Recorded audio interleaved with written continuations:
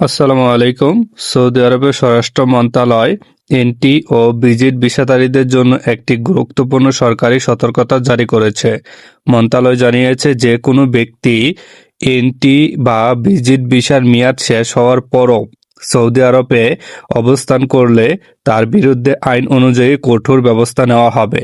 সরকারি ঘোষণায় বলা হয়েছে, এ ধরনের লঙ্ঘনের ক্ষেত্রে সর্বোচ্চ 50,000 সৌদি রিয়াল জরিমানা, 6 মাস পর্যন্ত কারাদণ্ড এবং দেশ থেকে বহিষ্কার করা হতে পারে। স্বরাষ্ট্র মন্ত্রণালয় সকল ভিজিট ভিসাধারী এবং তাদের স্পন্সরদের প্রতি আহ্বান জানিয়েছে, ভিসার মেয়াদ শেষ হওয়ার আগেই নির্ধারিত নিয়ম অনুযায়ী সৌদি আরব ত্যাগ করতে অথবা প্রয়োজনীয় আইন প্রক্রিয়া সম্পন্ন করতে। কর্তৃপক্ষ আরও জানিয়েছে, সৌদি আরবের ইমিগ্রেশন আইন কঠোরভাবে বাস্তবায়ন করা হচ্ছে, তাই ভিসার মেয়াদ নিয়মিত যাচাই করা এবং সকল সরকারি নির্দেশনা মেনে চলা প্রত্যেকের দায়িত্ব।